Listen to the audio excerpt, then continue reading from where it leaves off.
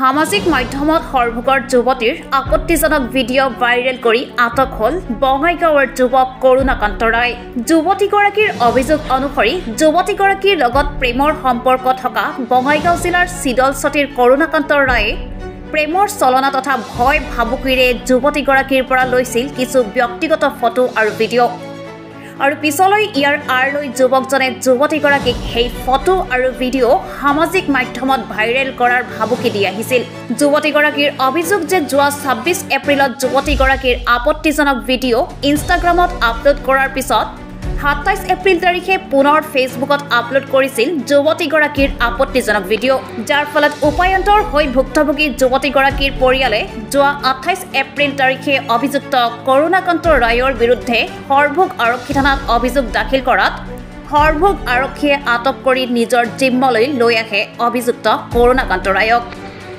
লক্ষণীয় যে এই ক্ষেত্ৰত যুৱতীগৰাকীৰ পৰিয়ালৰ লোকক সহায় কৰা সৰভোগৰী বিকাশ ৰায় আৰু অন্য এজন যুৱকৰ বিৰুদ্ধেও অভিযুক্ত কৰুণাকান্ত ৰায়ৰ পৰিয়ালৰ লোকে ওলোটাকৈ তেওঁলোকক দাবী ধমকি দিয়াৰ অভিযোগ দাখিল কৰিছে সৰভোগ আৰক্ষী থানাত।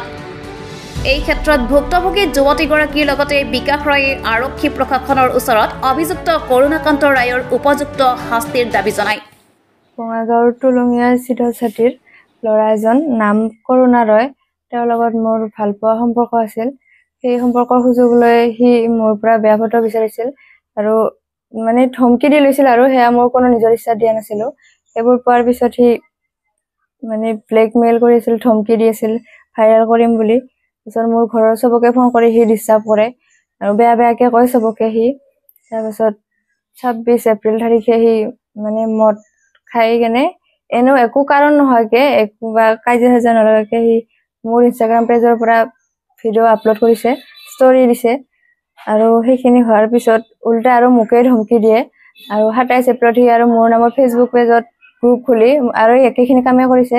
পিছত এইখিনি কথা মই সৰভোগৰ দাদাজনক কোৱাৰ পিছত আৰু দাদাহঁতকে উল্টাই কেছ দিছে। ২৬ তাৰিখে ভিডিঅ' ভাইৰেল কৰাৰ পিছত ২৮ এপ্ৰিলত আমি সৰভোগ থানাত গোচৰ দিছোঁ। বৰ্তমান সি আৰক্ষীৰ জিম্মাত আছে। আৰক্ষীয়ে উচিত তদন্ত কৰি দোষীক শাস্তি দি আছে। নমস্কাৰ, মোৰ নাম বিকাশ ৰয়। মোৰ লগত আছে ভাতৃপ্ৰীতম নাথ। তো কেইদিনমান আগতে আমাৰ সৰভোগৰে ভগ্নী এজনী, আমি নামটো উল্লেখ কৰিব নোৱাৰোঁ, কিন্তু ভগ্নীজনী মানে কি হৈছে, টুলুঙীয়া ল'ৰা এজন, নাম হৈছে আপোনাৰ কৰুণা ৰায়। তো তেওঁ মানে ছোৱালীজনীক, যিজনী ভনী আমাৰ, তেওঁক মানে ব্লেকমেইল কৰিছে, লগতে আৰু তেওঁৰ যিখিনি আপত্তিজনক কিছুমান ছবি মানে ভাইৰেল কৰিছে। এতিয়া তেওঁ যিহেতু সাংস্কৃতিক দিশত বা নতুবা বিহু চিহু সেনেকুৱা ডেন্স কৰে, তো সেই ক্ষেত্ৰত মানে তেওঁ অলপমান মানসিকভাৱে অলপমান হৈছে, কষ্ট পাইছে। লগতে তেওঁক ধমকি দিয়া হৈছে, ধমকি দি কেনে আপত্তিজনক ফটো কিছুমান লোৱা হৈছে, আৰু লগতে গাঁৱৰ সমাজত এটা বেয়া মানে এটা নাম মানে কৰাৰ কাৰণে সৃষ্টি কৰিছে। তো আমি যিহেতু সেই কেছত গৈছিলোঁ, যোৱাৰ পাছত মানে ভনীজনীৰ মানে যেতিয়া কেছটো দিয়া হ'ল, এই ভণ্টিজনীৰ কেছটো দিয়াৰ পাছত সৰভোগ থানাত দিয়া হৈছিলে প্ৰশাসনক। তাৰ পাছত এই ল'ৰাজনে, যিজন কৰুণাকান্ত পাখণ্ড এজন, যিজনে মানে ছোৱালীৰ মানে জীৱনৰ লগত খেলা কৰিছে, লগতে কিছুমান আপত্তিজনক বস্তু সেনেকুৱা ভিডিঅ' বা ফটো ভাইৰেল কৰিছে, সেই ল'ৰাজনে আমাৰ ওপৰতে আৰু মানে গোচৰ দিছে যে আমি তেওঁক বোলে মৰাৰ ভাবুকি দিছিলোঁ বা এনেকুৱা। তো আমি তাত কোনো মানে নাকচ কৰা নাই। ঠিক আছে, যদি এজনী হিন্দু ভনীক ৰক্ষা কৰাৰ কাৰণে যদি আমাৰ এনেকুৱা কিবা এটা আমাক গোচৰ দিয়া হৈছে, তেতিয়াহ'লে আমি কোনো মানে ভয় নকৰোঁ। আমি তাইৰ লগত আছোঁ, সদায় থাকিম। আৰু লগতে আমি ভনীজন, যিজন মানে ভণ্টি, সেই ভণ্টিজনীৰ যাতে ন্যায় পায়, তাৰ কাৰণে আমি পুলিচ প্ৰশাসনক আমি মানে হয়তো ইতিমধ্যে কাৰ্য কৰিছে ল'ৰাজনক। কাৰ্য কৰাৰ পাছতো মানে কোনো ধৰণৰ মানে এটা বিশেষ একশ্যন লোৱা হোৱা নাই বুলি আমি শুনিছোঁ। তো যাতে পুলিচ প্ৰশাসনে যাতে ইয়াৰ ওপৰত মানে এটা বিশেষভাৱে লয় আৰু তাক যাতে মানে একদম কঠোৰতছে কঠোৰতম শাস্তি যাতে দিয়ে, তাৰ বাবে আমি পুলিচ প্ৰশাসনক অনুৰোধ জনাম।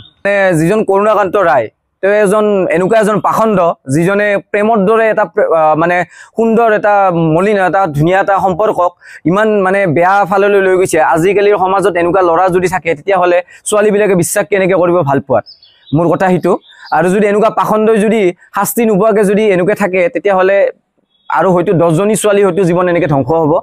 তো আমি বিচাৰোঁ সেই ল'ৰাজন যাতে একদম শাস্তি পায়, কঠোৰতছে কঠোৰতম শাস্তি পায়, তাৰে আমি অনুৰোধ জনাম আৰু।